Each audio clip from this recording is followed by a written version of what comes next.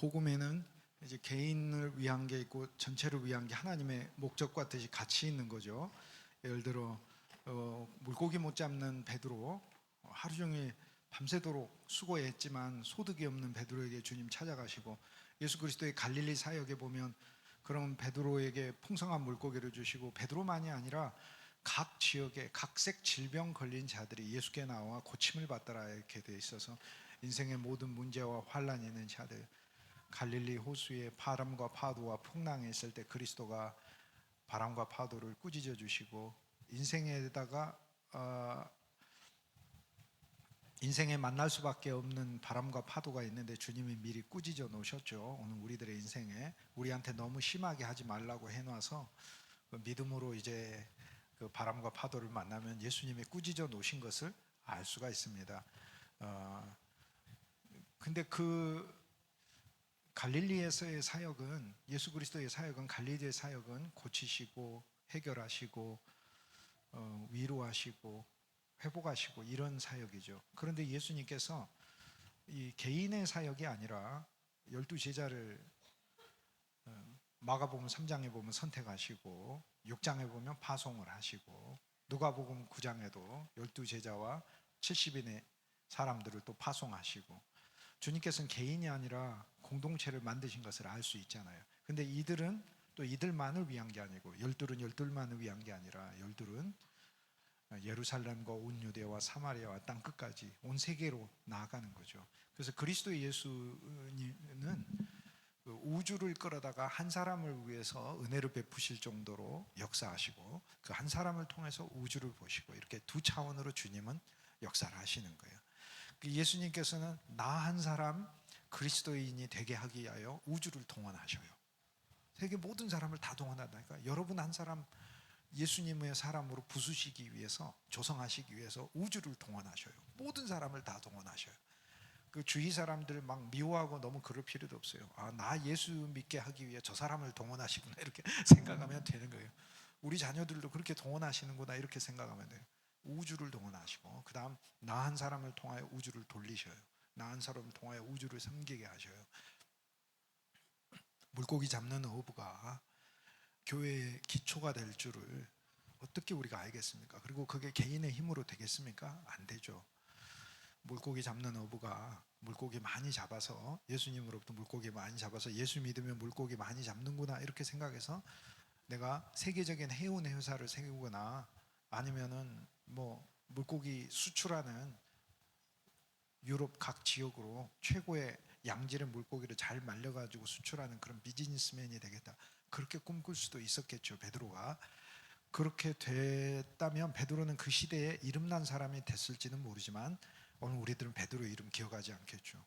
갈릴리 호수에서 물고기 2000년 전에 많이 잡았던 물고기 회사 사장 베드로, 돈 많이 벌었던 사람, 자기 요트와 요새와 자기 유흥을 많이 즐겼던, 그 시대에 아주 행복하게 잘 살았던 사람, 그건 그 시대지. 그렇게 사는 사람 많죠. 하나님의 뜻은 거기 있지 않다는 거죠. 그래서 베드로의 이름도 바꿔주잖아요. 시몬, 하나님과 베드로와의 개인적인 관계를 가리키는 이름이잖아요. 시몬이란 말은 하나님이 우리의 기도를 들으신다는 뜻이잖아요. 하나님이 들으신다. 그러나 내가 너의 이름을 베드로라고 하리라, 반석이라고 하리라. 자기 이름의 뜻을 베드로가 베드로전서 2장에 자기 이름의 뜻을 발견해서 그러잖아요. 모퉁이 돌이신 우리 주 예수 그리스도께서 그분 모든 하나님의 신령한 집을 짓고 계신다. 우리들도 산돌로서, 그리스도 예수가 산돌이시고 모퉁이 돌이시고 살아있는 돌이잖아요. 리빙 스톤이잖아요. 살아있는 돌이시고 모퉁이 돌이시고, 모퉁이 돌에 모든 이름이 있고 모든 기준이 되는 것이고, 그것이 모든 무게를 지탱하는 첫 번째 돌이 되는 것이고, 그 돌에서부터 시작해서 연결되어 가는 것이고, 우리들도 산돌로서 영의 집으로 지어져 가느니라. 그 영이라고 이야기했을 때 보이지 않는 차원만 말하는 게 아니라, 하나님은 영이시라라고 하는 하나님의 영, 하나님의 본질을 가진 집으로 지어져 가느니라. 육신의 본질은 사망이요 소멸이요 잠깐 한계인 것이고 그러지만, 하나님은 영원하신 분이시고 영원한 생명의 충만이신 것이고, 하나님은 은혜이고 하나님은 사랑이고, 하나님 안에 온갖 좋은 빛이 가득하기 때문에 영의 집으로 지어져 가느니라 라고 했을 땐 하나님 안에 충만한 요소로 지어져 가느니라 라고 하는 의미잖아요. 이 일들을 위하여 자기를 부르셨다는 사실을 깨닫고 고백을 하지 않습니까? 나중에 신앙은 두 차원이 있다. 느헤미야서는 그런 면에서 우리를 굉장히 전진시키는 책이죠. 하나님은 느헤미야서에서 오늘 우리들에게 하나님께서 합당한 지위와 직업을 주실 것이다. 그러나 그 합당한 지위와 직업은 그리스도의 공동체와 새 예루살렘을 짓는 일에 쓰는 것이다라는 거죠. 그리스도의 공동체라고 제가 말은 하지만 그냥 일반적으로 그리스도의 공동체라고 이야기했을 때는 그것도 부족한 표현이 되는 거예요. 왜냐하면 느헤미야에서는 명백하게 하나님이 예루살렘을 중건하라고 하셨기 때문에, 새로 지으라고 하셨기 때문에 새 예루살렘을 짓는 일이 우리들의 일이라는 거예요. 오늘 우리들이 새 예루살렘의 그 돌들 하나하나고 보석들 하나하나고 여러분이 섬기는 그 아이들 하나하나가 새 예루살렘의 돌들이 될 것이고, 우리들의 가정과 교회가 새 예루살렘의 돌들인 것이죠. 그래서 주님은 우주적으로 이 새 예루살렘을 짓고 계시는 거예요. 이 새 예루살렘은 우리랑 멀리 떨어져 있다가 어느 날 갑자기 지구에 이렇게 딱 임하는 게 아니고요. 내가 또 보니 새 하늘과 새 땅이 있고 옛 하늘과 옛 땅은 보이지 아니하고, 계시록 21장은 내가 또 보니라고 돼 있잖아요. 우리가 또 보는 게 필요해요. 지금 이렇게 보이는 것만 보지만 우리가 또 보면 새 하늘과 새 땅을 우리를 통해서 볼 수 있어요. 하나님이 지금 짓고 계시는구나. 그렇다면 느헤미야 이야기는 지금 현재의 이야기인 거예요. 느헤미야 이야기는 결코 한 개인만을 위한 이야기가 아니라 주님께서 하나의 한 성을 짓기를 원하시고, 이 하나의 한 성은 예수 그리스도의 성이구나 라는 것을 보는 거죠. 그 안에서 자기의 목과 역할을 발견하는 이야기죠. 룻의 이름은 위로라는 뜻이고, 보아스는 능력이라는 뜻이잖아요. 룻의 이름은 친밀함이라는 뜻이, 친하다라는 뜻이에요. 친구라는 단어하고도 연결됐어요. 그리고 보아스라는 이름의 뜻은 능력이라는 뜻이에요. 주님은 우리에게 가장 이 친근한 남편이시죠. 우리도 주님께 친근하게 대해야 되죠. 우리의 죄와 부족함과 허물이 있지만 그거를 통해서 주님을 보지 말고 주님이 우리를 위해서 일으키신 사건과 놀라운 일들을 통해서 우리가 주님을 봐야 주님을 더 감사할 수 있게 되는 거죠. 그리스도인은 자기 자신만 보고 사는 게 아니에요. 자기 자신 보고 사는 거는 세상이고, 우리는 그리스도를 보고 사는 거예요. 그러니까 자기 자신만 봐봐야 돌아가는 일밖에 안 생겨요. 제자리에서 뺑뺑뺑뺑 도는 거예요. 우리 자신을 보는 게 아니라 구주를 보는 것이죠.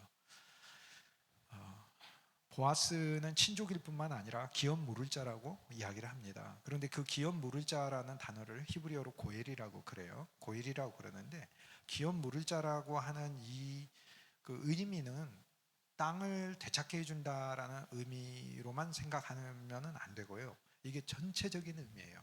기업 물을 자는 이 성경에서 가장 먼저 어디 등장하냐면, 고엘이란 단어가 제일 먼저 등장한 건 창세기 48장에 등장해요. 창세기 48장에 야곱이 요셉의 두 아들 므낫세와 에브라임을 축복하면서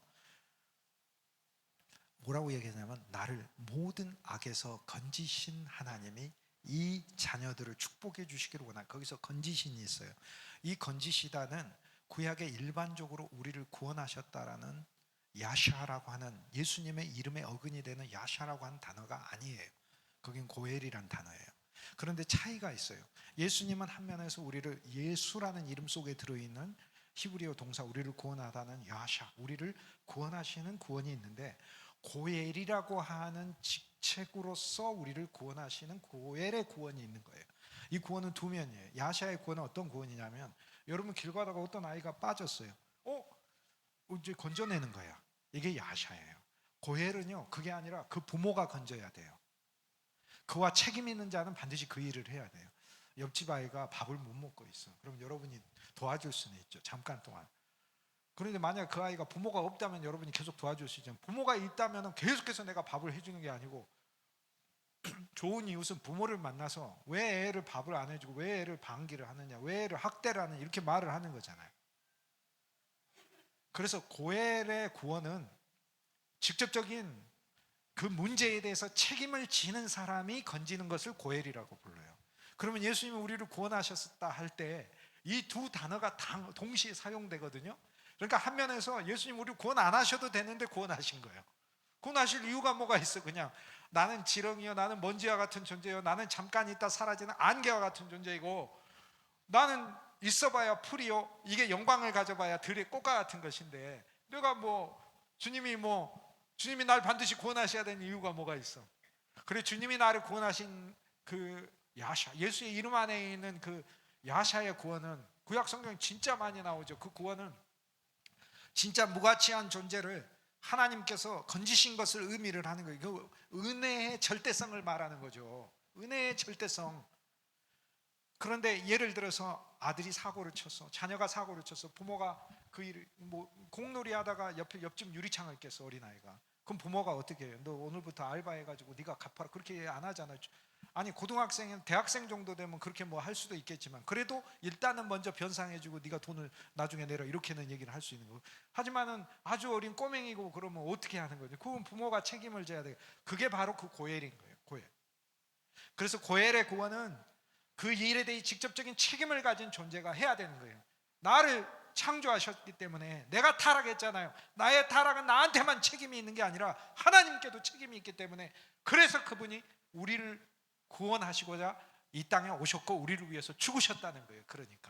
그래서 예수님의 십자가의 죽음은 인간을 창조하신 하나님의 창조에 대한 본질적인 책임을 가지고 이 땅에 해결하고자 오셨다는 그분의 마음이 표현되어 있는 거예요. 그래서 기업 물을 자라고 하는 것은, 제일 첫째는 환난과 위협으로부터 우리를 건져주시는 것, 그게 기업 물을 자예요. 그게 고엘이에요. 이 단어를 보아스에 대해서 쓰고 있어요. 쉽게 얘기해서 나오미가 룻에게 그가 기업 물을 자 중에 한 명이다, 유력한 자 중에 한 명이다, 그보다 더 가까운 자가 있기는 해. 하지만 그는 능력이 없어요.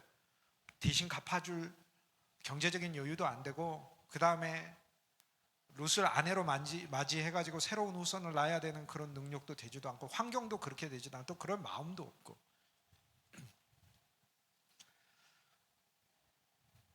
나오미가 룻에게 보아스를 고엘이라고, 기업 물을 자라고 소개를 할 때, 그 기업 물을 자의 성경의 전체 의미는, 첫째, 너를 모든 위험으로부터 지킬 자다라고 하는 거예요. 위협으로부터 지킬 자다. 두 번째, 너를 대신해서 원수를 갚는 것. 그러니까 빚을 갚는다는 건데, 이 빚에는 원수도 포함돼요. 그것을 갚는 게, 그게 고엘이에요. 그러니까 내가 지금 경제적인 빚만 갚는 게 고엘이 아니고, 내가 너무나 억울한 일을 당했어. 그런데 원수를 갚아야 되잖아요. 그걸 대신 갚아줘. 영화 같은 데 보면은 부모가 죽으면 자녀가 원수를 갚는다, 자녀가 죽으면 부모가 원수를 대신 갚는다, 이런 이야기가 있는데, 친구의 원수를 대신 갚아준다든지 하는 거죠. 그게 고엘이에요. 고엘은 근데 그것도 능력이 있어야 갚죠. 어떻게 갚아요? 능력이 있어야 갚는 거죠. 원수를 갚으려고 할 때도. 성경이 뭐라고 해요? 우리 보고 원수 갚지 말라고 하는, 우리가 능력이 없다는 걸 하나님 가르쳐줘요. 실은 우리가 원수 갚으려고 해봐야 잘 못 갚아요. 복수하고 보복하고 10배로 더 쏘아주려고 만나도 그래도 내가 더 상처받게 돼 있는 거예요. 그리스도인이니까. 그러니까 그러지 마라. 대신 누가 하시겠다? 하나님이 갚으시려는 게 고엘인 거예요. 그래서 고엘은 원수를 갚는 거예요. 우리 삶에 많은 대적들이, 옛날 이스라엘에게는 주변에서 침공해온 대적들이 있잖아요. 바벨론이 침공해왔어. 그럼 바벨론도 하나님이 원수를 갚아요. 그래서 바벨론을 무너뜨리시고 하나님이 페르시아를 세우시는 거예요. 하나님 페르시아를 세우시는 거예요.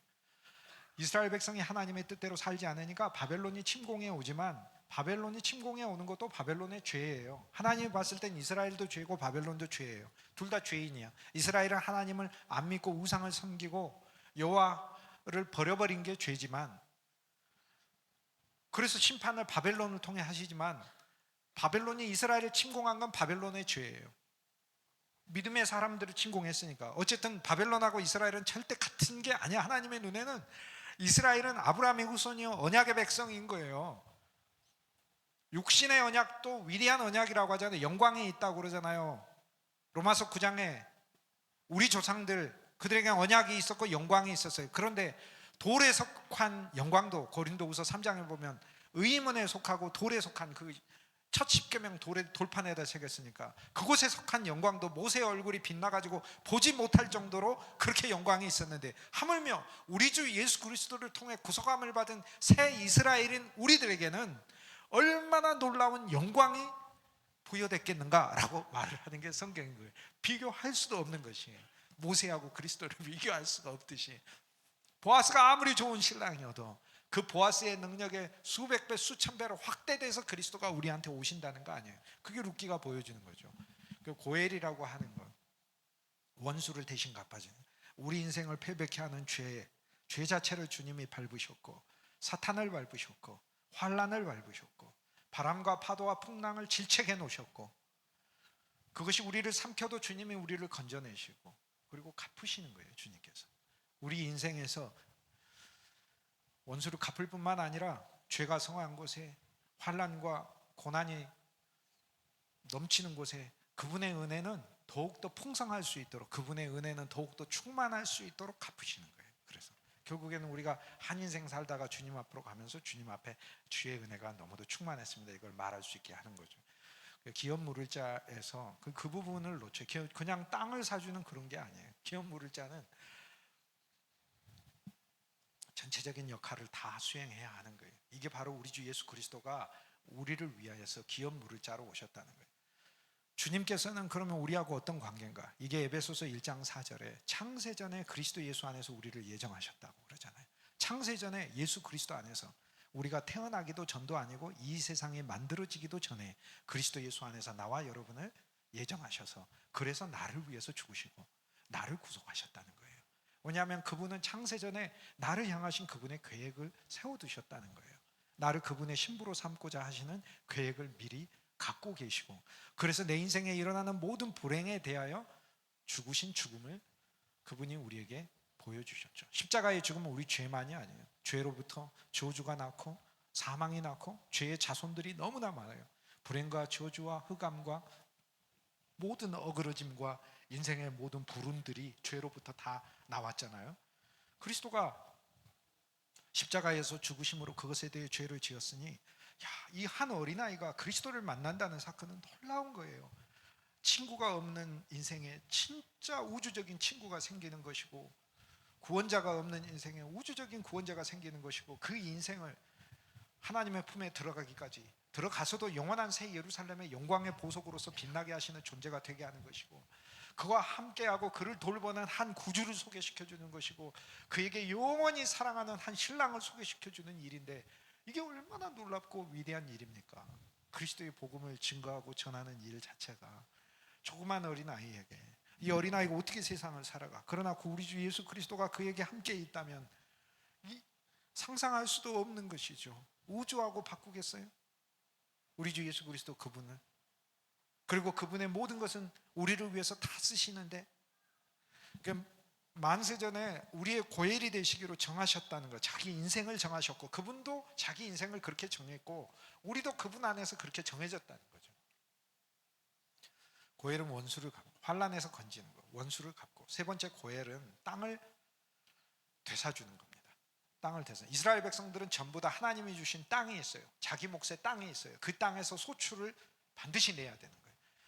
하나님께서 이스라엘 백성들에게 땅을 주신 건 행복이에요. 세상의 모든 백성들이 누가 땅이 있어요. 땅이 있는 사람이 있지만 땅 없는 사람이 너무나 많아요. 애굽에서 살 때는요, 흉년이 드니까 바로한테 땅을 다 바치게 돼 있어요. 땅을 다 바쳤잖아요. 백성들에게 손에는 땅이 없더라. 그런데 그 땅이 바로의 손에 있었을 때는 백성들은 불행이지만, 그 땅이 요셉의 손에 있었을 때는 행복이잖아요. 그 땅에. 그 창세기가 보여주는 거 아니에요. 그러니까 진짜 참 행복은 요셉의 손에 우리 재산이 다 있는 것이, 그것이 참 행복이고, 이것을 늘 감사와 고백으로 주님 앞에 표현하는 것이 우리가 11조를 드리는 것인 거죠. 나의 재산을 주님 앞에 늘 등지 쳐놓는 것이죠, 전체를. 그런데 주님이 너 현실적으로도 먹고 살아야 되니까 네가 10분의 1만 내면 네가 전체를 바친 걸로 내가 하겠다라고 해주시는 거 아니에요. 그 다음부터 내가 쓰는 돈은 내 돈이 아니고 하나님의 돈을 가지고 내가 쓰는 거죠. 그러니까 하나님의 돈을 가지고, 하나님 제가 10분의 1을 바쳐서 전체를 바쳤는데 이번에 좀 여행 좀 다녀오도록 하겠습니다. 내가 좀 좋은 맛있는 거 사 먹도록 하겠습니다. 이렇게 해서 쓰고 다니는 거죠. 그러니까 쓸 때마다. 그러면 이제 하나님이 내 돈 가지고 너 너무 많이 쓰고 다닌다 이렇게도 말씀하실 수 있거든요. 제가 매달 드리지 않습니까? 전체를. 그러니까 이제 우리도 그렇게 얘기를 할 수 있는 거죠. 주님과 담대함으로 이렇게 대화를 할 수 있는 거죠. 나아가서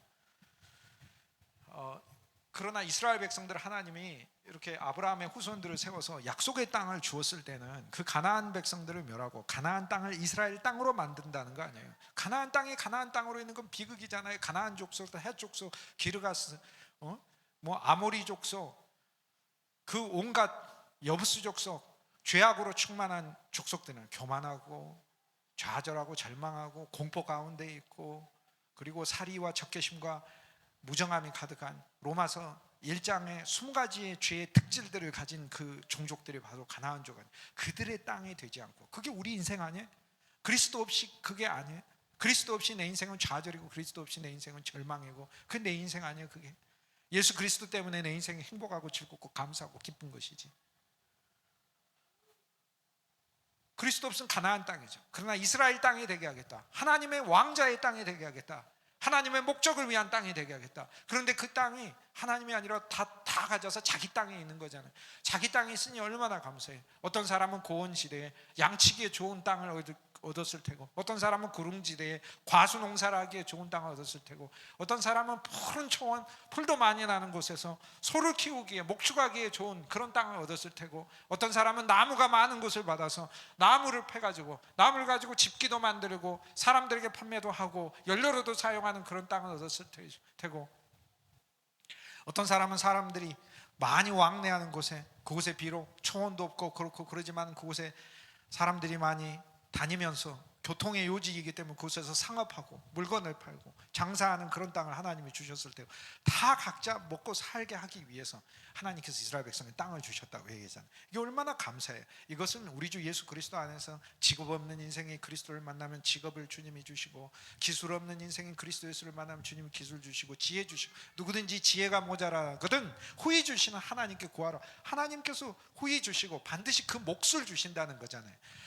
이스라엘 백성들이 아닌 사람들 하나님이 긍휼로, 그래 내가 니도 먹고 살아야 되니까 너도 직업이나 이 세상 일을 하게 해라 라고 하는 거고, 이스라엘 백성들은 우리가 참 이스라엘이에요.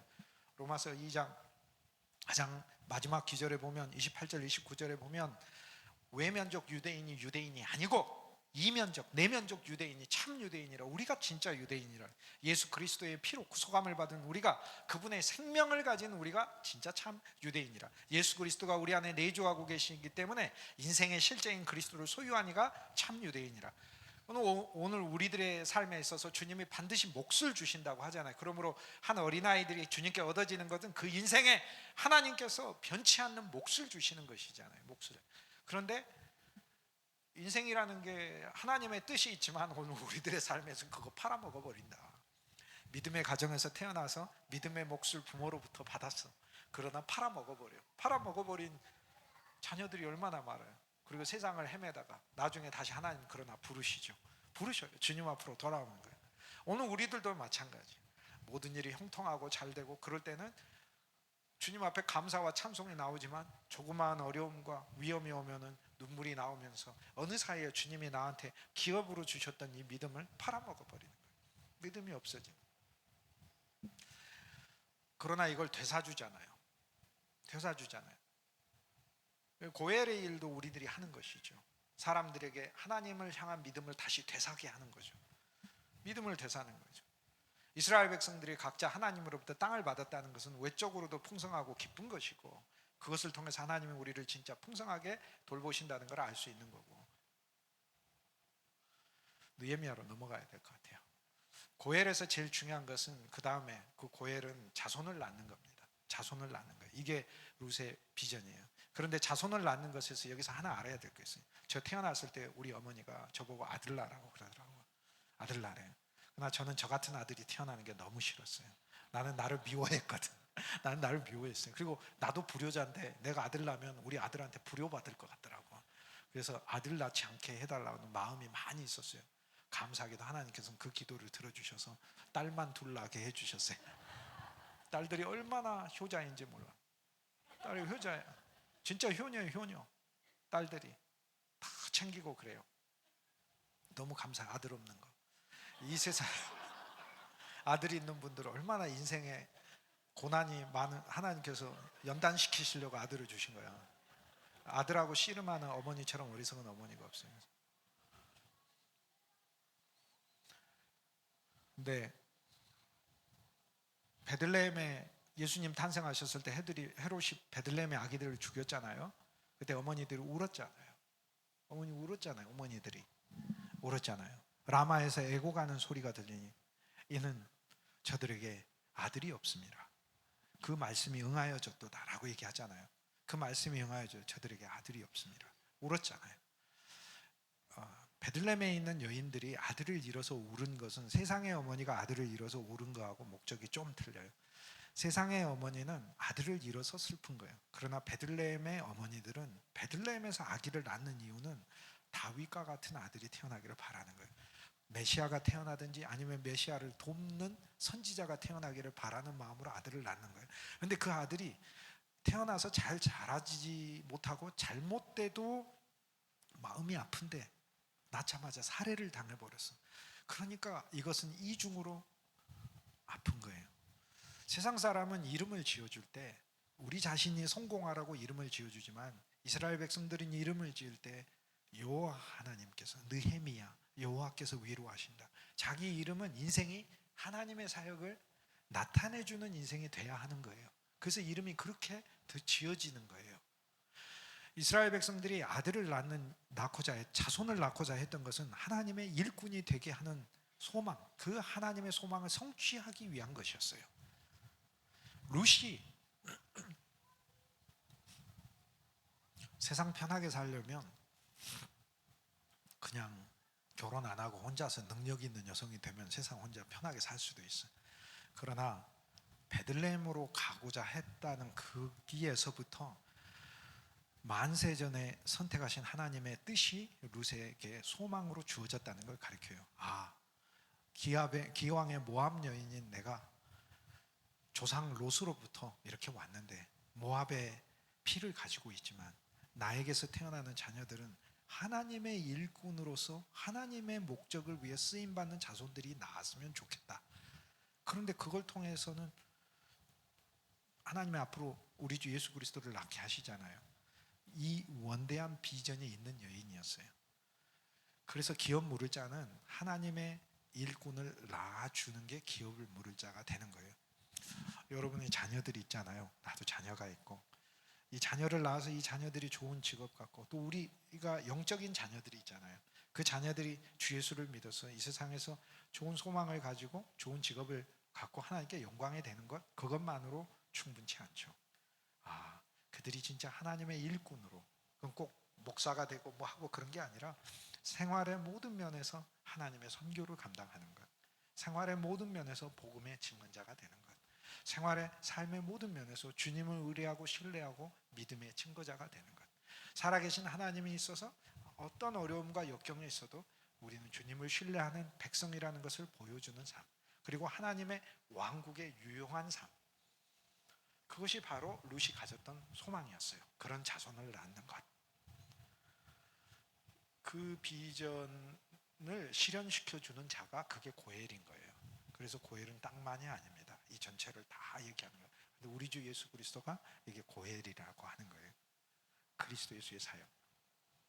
우리 신앙이 이제 더 전진하면 내 삶을 하나님이 한 면에서 룻으로 회복하시고 예수님과 신랑의 개인적 신앙으로 가게 하고, 주님 우리에게 비전 주셨죠. 여러분이 하고 있는 이 일도 우주적인 주님의 왕국 새 예루살렘을 이루는 일이죠.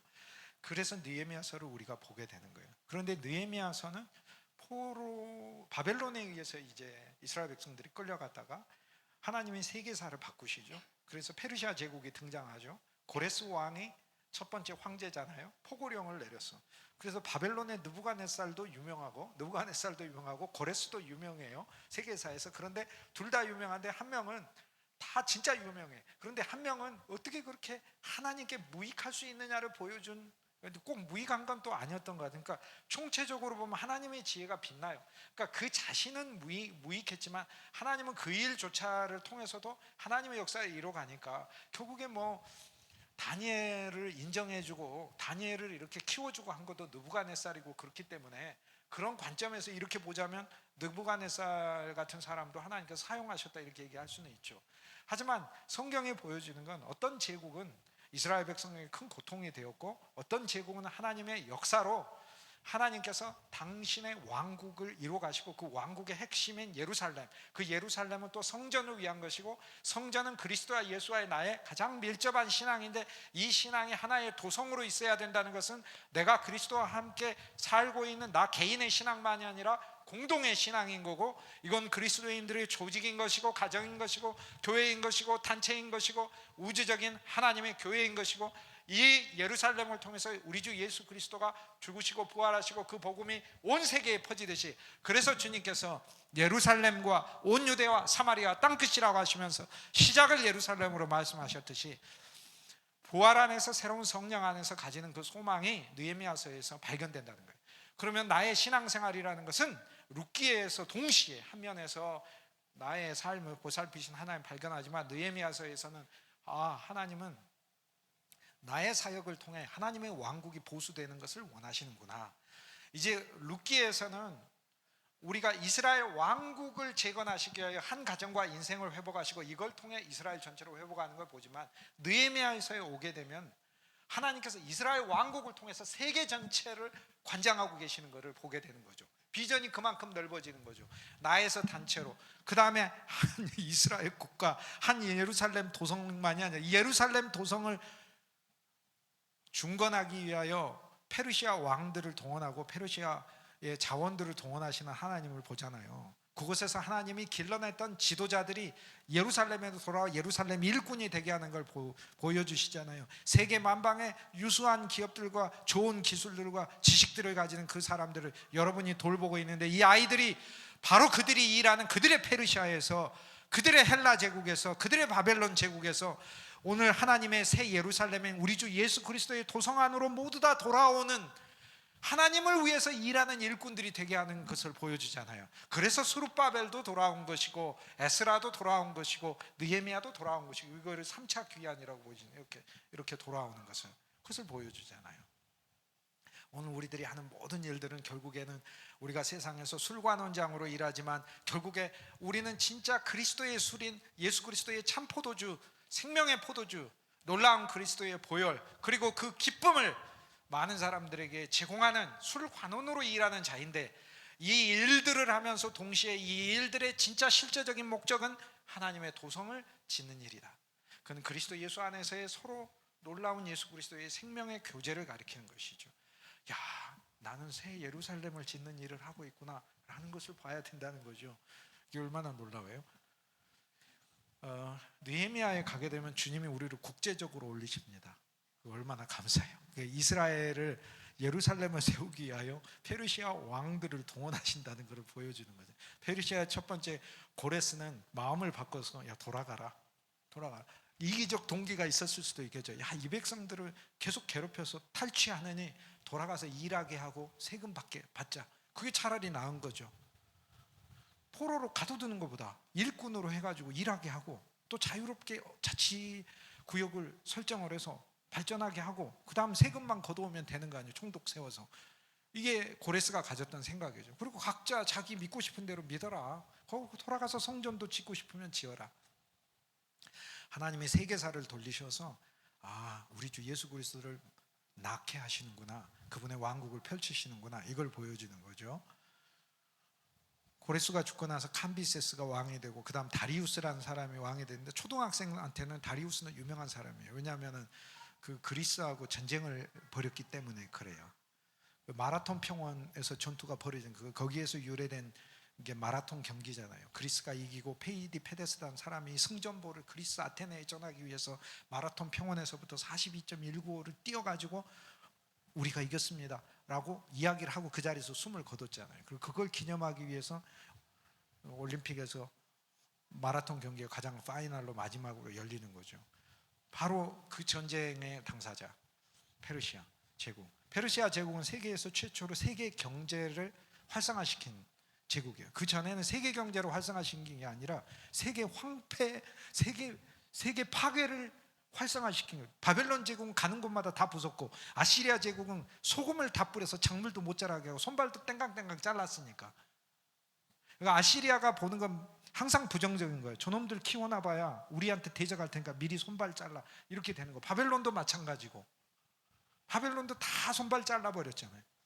그리고 바벨론이 멸망당할 때 벨사살 왕에게 하나님께서 주신 그 벽에 나타나는 피 묻은 그 잘려진 손목이 썼다고 얘기하잖아요. 잘려진 손목. 하나님 말씀하신 그 고엘이잖아요. 반드시 보복하시잖아요. 니들 수많은 손목을 자르고 다녔지?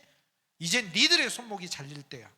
하고 쓰여진 글귀는 메네메네 테케르 우파르신, 무게를 재었고 길이도 재었고 결과는 우파르신, 내가 쪼개버리겠다 라고 나왔잖아요. 얼마나 무서워. 그것도 붉은색으로 핏빛으로 막 썼으니, 전설의 고향도 아니고 잘려진 손목.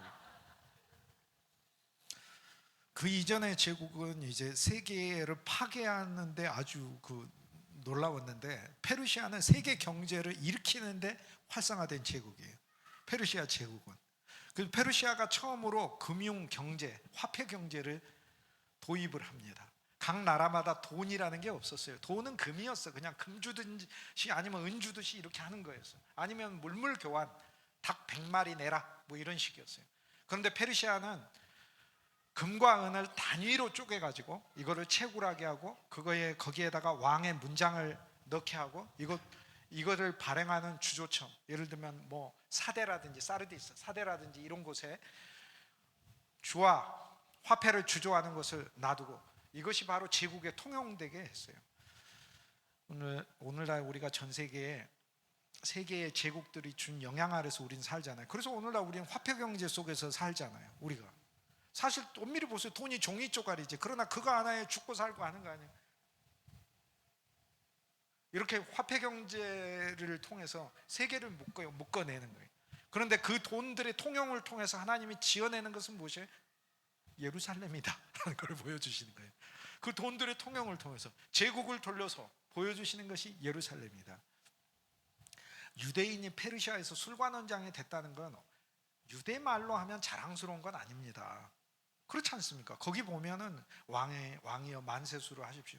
아니 그리스도인도 아닌 사람한테 막 어떻게 보면 막 느헤미야의 모습이 아부하고 그런 거, 그게 아니에요. 너의 상전을 죽게 하듯 하라 했기 때문에 느헤미야는 자기가 처한 환경 속에서 하나님이 자기에게 상사로 놓은 사람에게 신실하고 그에게 순종해야 된다는 것을 보여준 사람이었어요. 그리고 자기의 진짜 중요한 목적은 유대인으로서 고집스러운 전통과 바리새인처럼 생활하는 것이 아니고 하나님의 왕국을 짓기 위해서 내가 세상에서 할 수 있는 어떤 일이든지 하는 사람이었잖아요. 근데 세계사적인 관점에서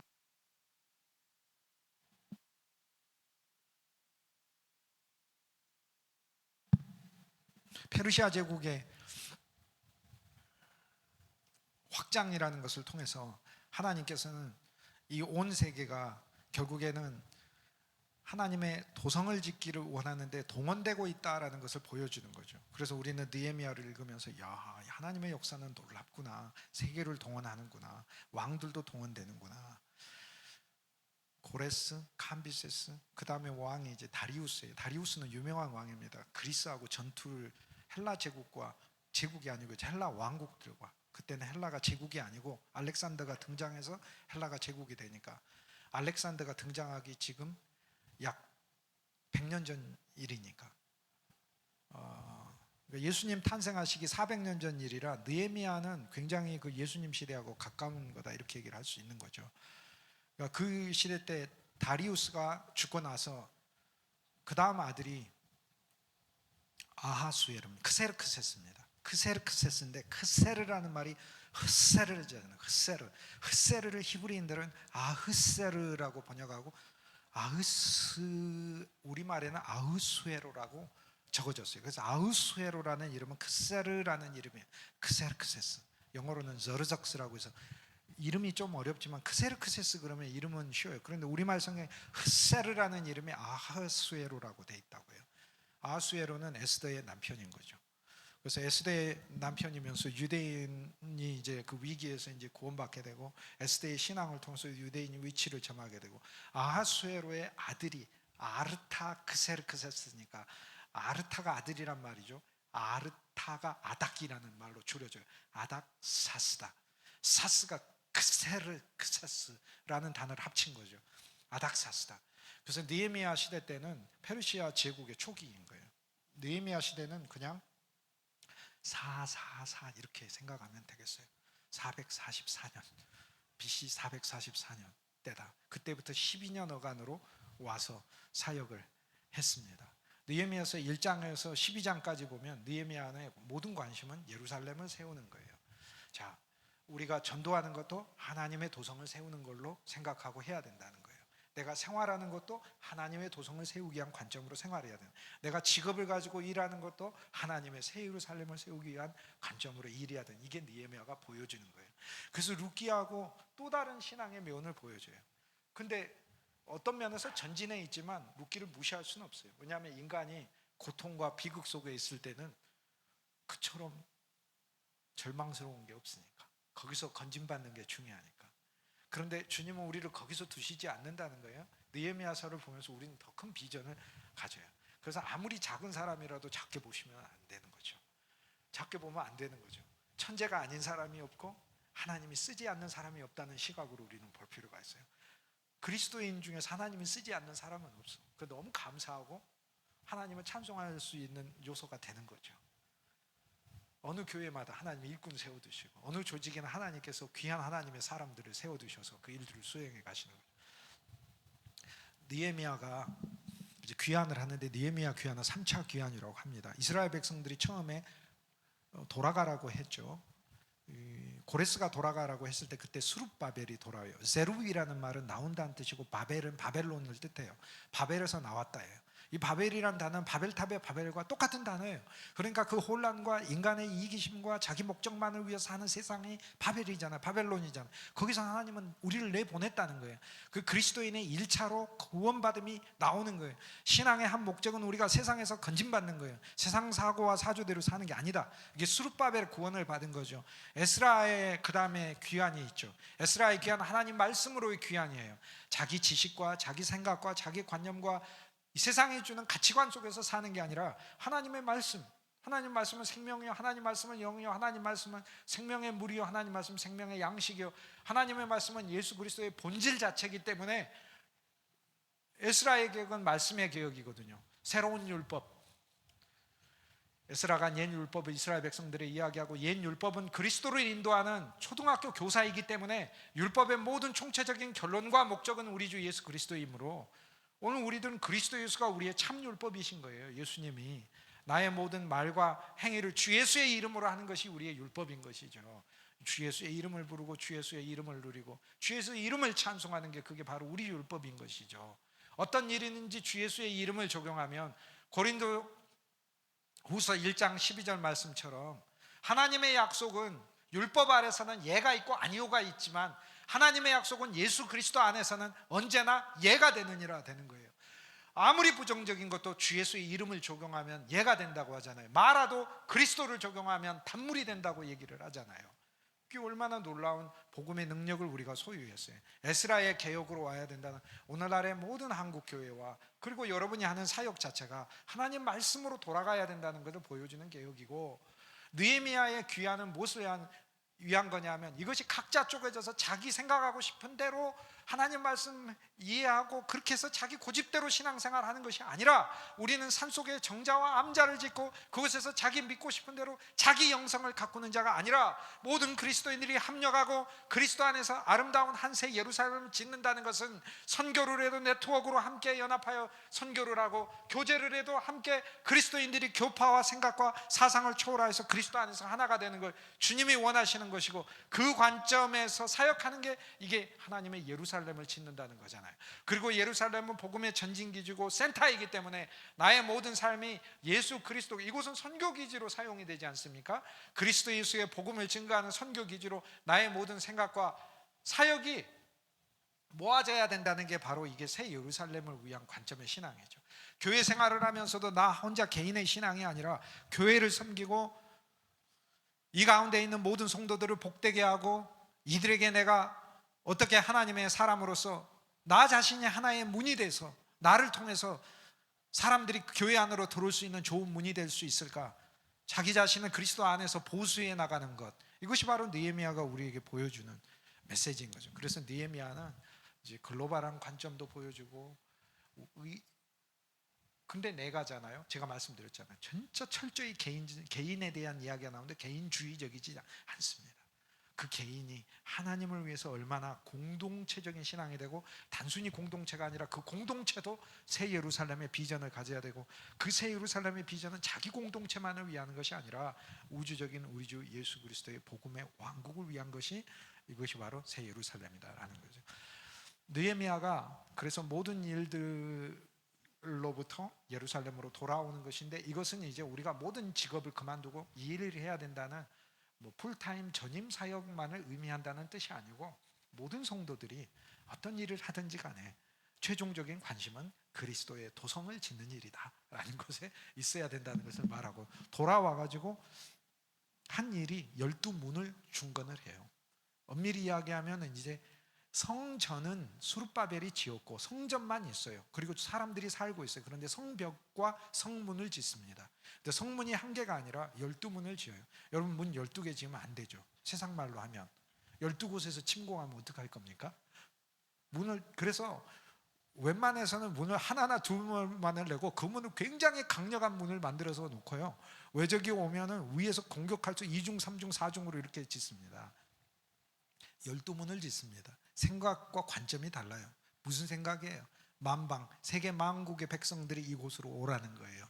예수 그리스도의 복음을 알게 하기 위한 것인 거예요, 이게. 그래서 성전만이 아니라 성벽이 있어야 되는데, 성벽을 왜 지으려고 했을까요? 성벽을 짓는 것은 도시의 클래스가 틀립니다. 성벽이 있는 도시와 성벽이 없는 도시는 클래스가 틀려요. 성벽이 있는 도시는 수도급에 해당합니다. 수도급에서 성벽이 없는 도시는 사실상 없어요. 당시 제국에서, 페르시아 제국에서 성벽은 웬만한 큰 도시에는 다 있었어요. 그런데 예루살렘은 한때 다윗 왕국의 수도였잖아요. 다윗 왕국의 수도가 성벽이 있었는데 성벽이 없는 채로 무너졌으니까, 불탔으니까, 그리고 지금 여전히 방해자가 있으니까. 근데 그 가운데서도 끝나기 3분 전이네. 큰일 났네. 그래서 어쨌든 끝납니다. 저도 12시에 밥 먹어야 되기 때문에 핵심을 제가 이제 말씀드릴게요. 성벽이 있어야 하는 이유는 예루살렘 성을, 클래스를 다르게 생각하라는 거예요. 우리 모든 신앙에서 나 개인이 회복되고 하고 그런 것도 좋지만, 하나님께서는 하나님의 도성을 짓는 일을 가장 우선시 여기는 게 이게 성벽을 세우는 거예요.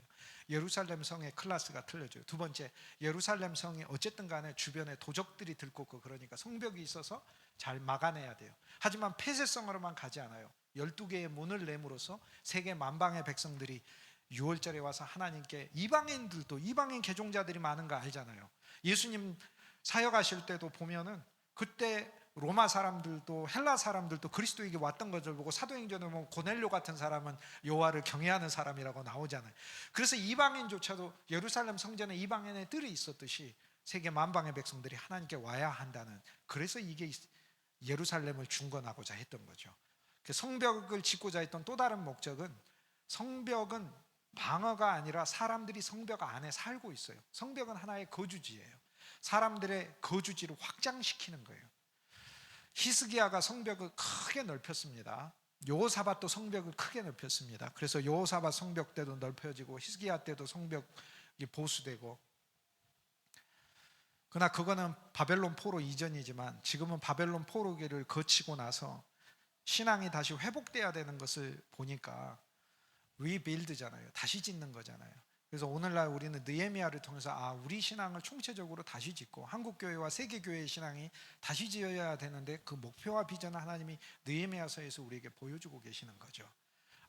이 12개의 성벽들이 새로 세워져야 되는 건, 우리에게 그리스도 예수를 믿는 모든 목적과 관심이 하나님의 왕국 도성이어야 될 것, 그리고 그분이 바로 그리스도 예수가 도성만큼 확대되는 시각으로 주님을 바라봐야 될 것, 나 개인의 한 심령 안에 깊숙이 계시는 주님만이 아니라 이 주님을 통하여 온 세계를 바라볼 수 있어야 될 것, 그것이 느헤미야가 우리에게 주는 메시지, 가장 중요한 메시지 중에 하나고요.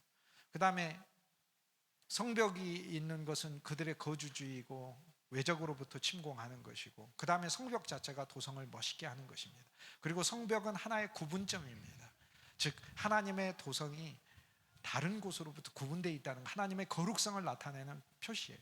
바로 이것이 바로 히스기야가 가졌던 비전이에요. 기왕에 우리가 하나님의 백성들인데 하나님이 우리 민족을 향한 나를 향한 하나님의 그 비전이 내가 가진 직업을 통해서도 이것이 활용돼야 돼. 그래서 술관원장으로서 왕과 싸웠던 친분이 바로 예루살렘에 돌아와서 활동하고 사역하는데 온갖 방해를 다 물리치는데도 거기에서 그대로 유용하게 되잖아요.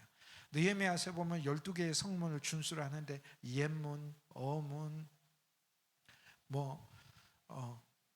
에브라임문, 북문, 말문, 샘문, 쓰레기문, 분문이라고 그러죠. 분문, 그리고 샘문, 동문, 집합문, 점검하는 문이라고 그래요. 12개의 문이 나옵니다.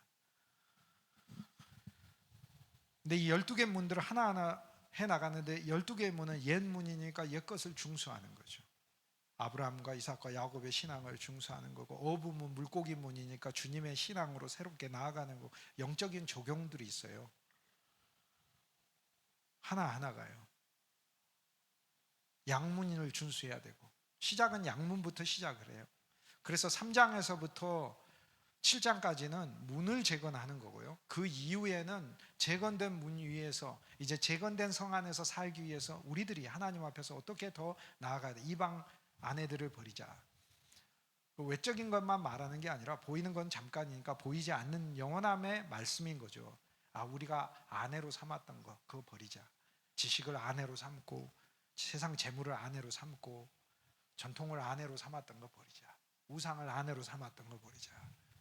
그리고 하나님의 신실한 배우자가 되자.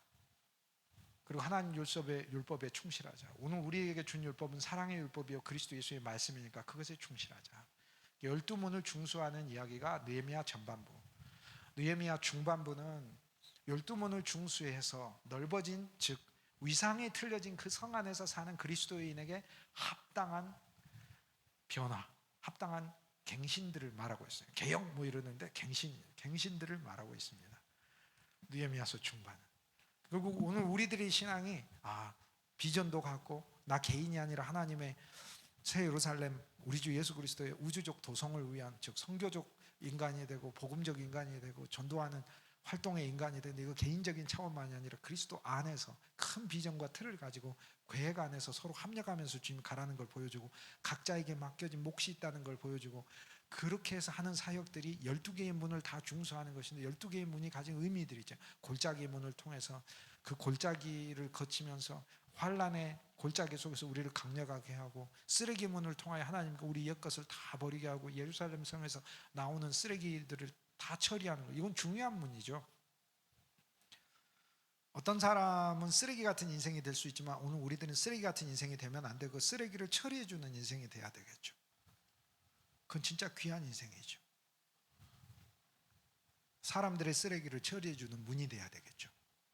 그 문은 아름답지 않을 수는 있어요. 반대쪽에 있는 동문은 말 타고 왔다 갔다 하니까 홀스게이트, 말문이라고도 막 부르는데, 거기서는 나중에는 메시아도 그 문으로 말 타고 왔다 갔다 하는 이스라엘 백성들이 가진 소망이 있고, 그러니까 예루살렘에 있는 그 실제 동문을 통해서 2000년 역사에 보면 그 문으로 말 타고 들어가고 하는 사람들, 군주들도 꽤 있었어요. 자기 위세를 과시하려고. 근데 그런 곳에 화려하게 문이 지어져 있는 사람은 자기의 삶이 화려하겠죠. 그러나 하나님이 나를 쓰레기 문처럼 만들으셨다 할지라도 그건 감사할 수 있는 것이죠. 우리 각자가 짓는 문들이 있다라는 걸 하나님 보여주고, 거기에 지었던 사람들의 명단이 나오고 하나님 그 수고를 잊지 않는다라는 것을 얘기를 해주는 거죠. 그리고 이 12문들에 전부 다 영적인 의미가 있고, 이제 가장 마지막 후반부에 가보면 12문들 위로 행진을 해요. 짓는 것만이 아니라 12문 위에서 두 그룹이 감사함으로 하나님 앞에 행진하는 것을 보여주면서 우리 신앙의 두 방향으로 하나님 앞에서 이제 전체적으로 하나님의 도성을 위해서 일하는 신앙이다라는 보여줘요. 그래서 이 예루살렘은 예루살렘만이 아니라 온 세계에 그리스도의 복음을 펼치는 전진기지로서의 새 예루살렘임을 느헤미야서가 우리에게 알려주고 있는 것이죠. 여기서 얼마나 감사해요. 우리는 이제 느헤미야의 신 예수 그리스도도 만나고 그 안에서 하나하나 오늘 우리들이 그분의 일꾼으로 쓰임받는 것도 나오고, 그리고 우리도 또 작은 느헤미야로서 그 안에 대적들도 별의별 대적이 많아요. 지금 현재 내 일에서 좋은 사람이지만은 그 좋은 황제가 나를 놓아줄까? 놓아줘야죠. 그러니까 지금 현재 일하는 데서 하나님, 내가 주일 지킬 시간도 없습니다. 하나님, 나를 조금만 더 여유를 주셔서 내가 일하는 환경 속에 하나님께 더 예배 많이 드릴 수 있게 하시고, 이런 좋은 모임과 집회가 있을 때마다 참석할 수 있도록 하나님 내 스케줄도 조정해 주십시오 라는 기도와 믿음이 우리에게 필요한 거 아니에요? 그게 느헤미야 1장의 거고, 거기에 보면 모든 것을 기도로 해가잖아요. 나라는 언어로서 해가는 게 아니라 나라는 그 언어가 기도 속에서 나오는 거잖아요. 2장에 가면 그 양들을 보면서, 부서진 현장들을 보면서 비전을 갖잖아요. 혼자 할 수 없는 일이라 일을 하잖아요. 대적들은 너무나 많아요. 왜? 바깥에 대적들도 있어. 암몬의 대적도 있고, 모압의 대적도 있고, 산발랏도 있고, 도비아도 있고, 게셀도 있고, 대적들이 많아요. 그 대적들도 하나하나가 틀려요. 어떤 사람은 못하게 해라, 방해해라 했고, 어떤 사람은 되나보자 라고 하면서 하는 사람이 있고, 어떤 사람은 된 거를 가서 부수는 사람이 있고, 그 대적들이 있죠. 대적이 없는 게 아니라 대적은 밖에만 있는가, 이스라엘 내부에도 있어요. 함께 일을 한다고 하면서 자기 몫을 챙기는 사람들이 있는 거 느헤미야가 발견하잖아요. 사역자의 관점에서 보면 느헤미야의 삶은 진짜 하나님 앞에 신실했어요. 그런데 나와 여러분에게도 그런 삶이 당연히 있습니다. 왜 없습니까? 그리스도를 위해서 일하는데 우리가 헌신하는 게 왜 없겠어요? 있겠지. 느헤미야처럼 자기 몫을 12년 동안 받지도 못하고 모든 관심이 거기에 있고, 대적들에게 모함도 받고 음해도 받고 심지어 살해 위협도 받고 그러지만 이 일들을 해나가죠. 그렇지만 거기 보면 격려해요. 이스라엘 백성들을 격려하죠. 이스라엘 백성도 대적이에요. 안에서 기껏 성벽을 중수해놓고 이제는 우리가 하나님 앞에 새 백성이 됩시다 이렇게 했더니 안식일도 제대로 지키지 않고, 안식일날 모여가지고 하나님께 예배하는 게 아니라 장사하고 있는 것이에요. 오늘날 우리가 주일날 와가지고 하나님께 예배하는 게 아니라 세상 것을 장사하고 있어. 우리는 내 지식을 장사하러 오는 것이고, 내 생각을 장사하러 오고 있는 것이에요. 내가 얼마나 세상에서 좋은 상인인가를 나타내기 위해서 오는 장사꾼이잖아요. 말씀 전하는 자도 장사꾼이잖아요. 하나님의 은혜는 은혜인 거지 장사가 아니잖아요. 거저 주는 건데 왜 이거 마치 인간이 사야 얻는 것처럼 그렇게 얘기를 하는 거죠. 그리스도가 죽으셔서 거저 구원이 왔는데 복음을 장사하는 것으로 바꾸고, 우리가 마치 무언가를 어마어마하게 해야 하나님은 우리를 더 사랑하는 것처럼 그렇게 얘기하잖아요. 우리는 하나님의 사랑에 감격해서 일하는 사람들이지 하나님의 사랑 더 받고자 일하는 사람이 아닌 것이에요. 솔직히 이야기하면 우리가 일하는 것은 하나님의 영광에 참여하는 하나님께서 우리에게 주신 놀라운 기회예요. 하나님의 일을 하잖아요. 하나님의 일은 하나님이 해야죠. 자기의 일은 자기가 하는 거니까. 하나님이 나한테 너 하나님의 일을 해라 그러면 저는 이렇게 얘기할 것 같아요. 자기의 일은 자기가 합시다 이렇게 얘기해야 될 것 같아요. 하나님 일이니까 하나님 저한테 너의 일을 해라 그랬으면 얘 하겠죠. 왜 네 일을 못했냐 그러면 미안합니다 이렇게 얘기하겠죠. 하나님이 나한테 하나님의 일을 해라 했을 때는 하나님 자기의 일은 자기가 합시다 네 이렇게 얘기할 것 같아요. 그런데 하나님이 나한테 하나님의 일을 하라고 한 건 하나님만이 하실 수 있는 일, 하나님의 영광에 준하는 일, 그 일에 나를 참여시키는 일 아니에요? 이 일은 나한테 너무나 영광이 되는 일 아니에요? 이 세상에 민물과 같고 안개와 같고 잠깐 있다 할지라도, 내가 영광을 가졌다 할지라도 들의 꽃과 같은 인생이, 마르고 시드는 인생이 하나님의 일에 참여하게 되었으니 얼마나 감사한 거예요. 그러니까 네 하나님의 일을 하라 라고 했을 때는 야 할렐루야 하면 제가 하나님의 일을 할 수 있단 말입니까? 야 이 놀라운 영광이 있습니까? 라고 하는 거죠. 그런데 나는 뭐 하나님의 일을 할 자격이 없습니다. 하나님은 하나님의 일을 해라라고 하는 순간 자격을 주신 거거든요. 자격을 준 건데 자격이 없다고 얘기하니 이 어떠한 불신인가. 하나님의 일은 하나님이 네가 하나님의 일을 해라 라고 하는 순간 자격과 동시에 능력을 주시거든요. 계획을 가지고 일을 하라고 하시는 거고, 그런데 저는 능력이 없어요 이렇게 얘기하는 거, 이 어떠한 교만인가.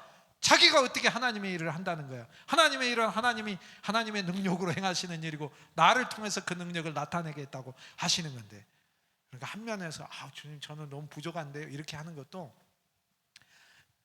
타고난 겸손이라 썩 좋은 거 아니에요. 내가 여기 있나이다가 진짜 좋은 답이에요. 내가 여기 있나이다인데 이사야가 말한 11장에 내가 여기 있나이다는 원문으로 하자면 내가 여기 있나이다가 아니고, 내가 여기 있나 하나님의 일할 분 있으세요? 그럼 저도 여기 있습니다 이런 게 아니고 접니다라는 뜻이에요. 힌니라는 제가 여기 있나이다 힌넨이고 힌니예요. 접니다 그 말이에요. 딴 사람 말고 접니다라는 뜻이에요. 내가 여기 있나이다는 주님이 찾으시다가 그냥 사람 없으면 뭐 저도 있습니다 이런 뜻인데, 내가 여기 있나이다가 아니에요. 히니, 접니다라는 뜻. It's me라는 말이에요. Here I am이 아니라 It's me. 누가 나를 위하여 일할고 누가 나를 위하여 갈고 접니다 라고 얘기한 거예요. 접니다라고 했는데 하나님이 너는 아닌 것 같은데 이렇게 저도 있는데요 그러면 물론 내가 한번 생각해 볼게 그렇게 하지만 접니다 이렇게 했을 때는 하나님의 입을 막는 이야기예요. 오히려 딴 사람 생각하지 마세요 라는 이야기라고 해요. 접니다. 주님이 그 일들을 하실 거고요.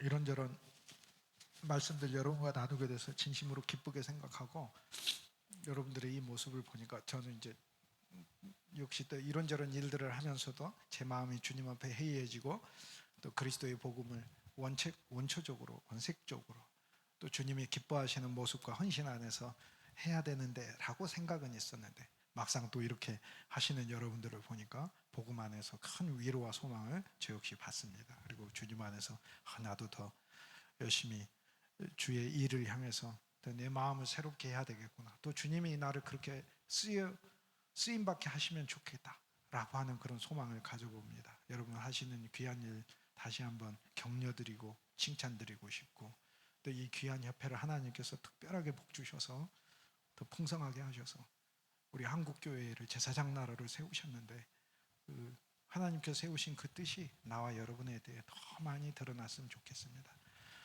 제 강의를 들으시고 아마 녹음됐을 텐데 다시 듣는다면 하나 특징을 발견할 수 있을 거예요. 여러분이 지금까지 들었던 어떤 강의보다도 저보다 뛰어난 강의도 있었을 테고, 더 지식이 많은 강의도 있었을 테고, 하나님 앞에 신실한 사람이 전하는 강의도 들었을 거예요.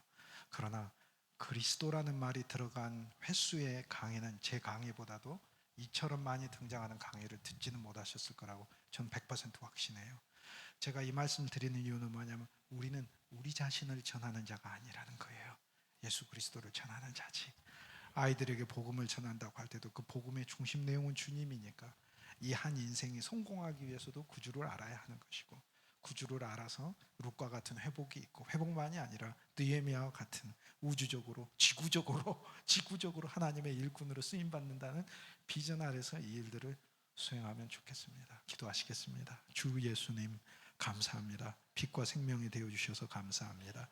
당신의 신실한 종들에게 그리스도의 지혜와 명철 넘치게 하셔서 룻기와 느헤미야에 나타난 우리 주 예수 그리스도의 아름다운 인격과 사역이 온전하게 충만하게 누려지게 하여 주셔서 저들이 사역할 때마다 룻과 보아스로서 사역하게 하셔서 주님을 향한 아름다운 선택이 있게 하시고, 보아스처럼 능력 있고 넉넉히 가게 하시고, 많은 이들을 그리스도께 인도하여 구출해내는 기업 무르자의 역할을 잘 감당할 수 있게 하시며, 느헤미야처럼 하나님의 위대한 비전을 꿈꾸는 지구적인 사역자를 배출해내는 아름다운 사역으로 풍성하게 하여 주옵소서.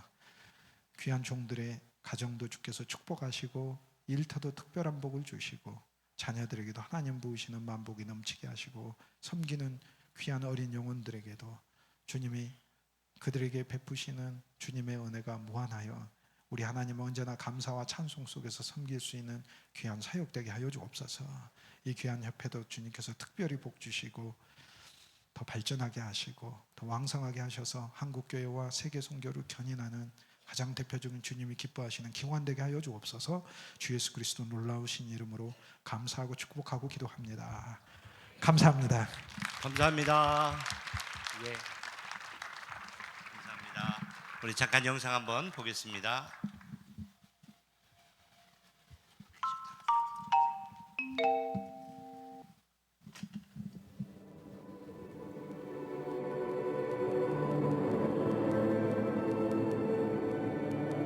아주 오래전 난 사람들한테 잘 알려지지 않은 산길을 따라 여행을 떠났다. 그곳은 알프스의 높은 곳에 있는 오래된 마을로 마을 사람들은 수출을 구워 먹고 살았다.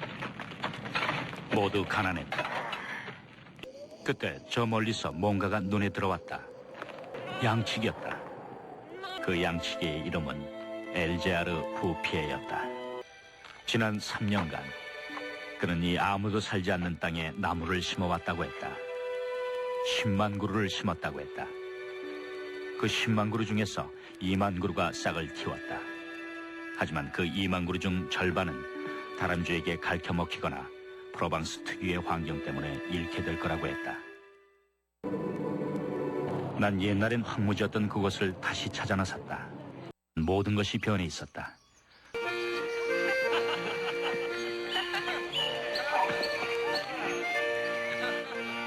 엘자르 부피의 덕분에 행복을 되찾은 것이었다. 자신의 영혼과 몸 밖에는 아무것도 없었던 한 남자가 그 황량했던 대지를 이런 약속의 땅으로 바꾸어 놓은 걸 생각하면 그의 인생은 너무나도 멋진 것이었다.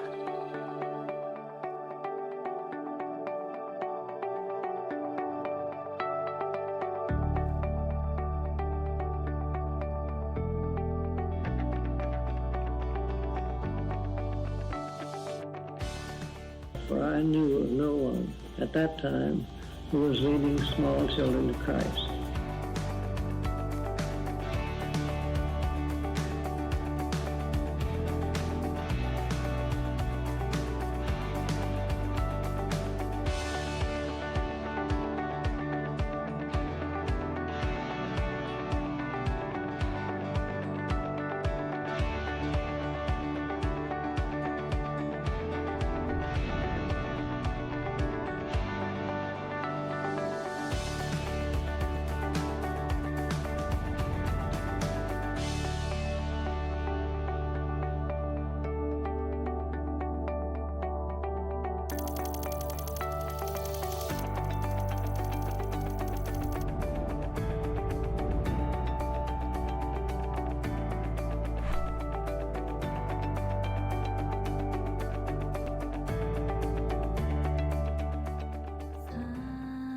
사랑하는 내 딸아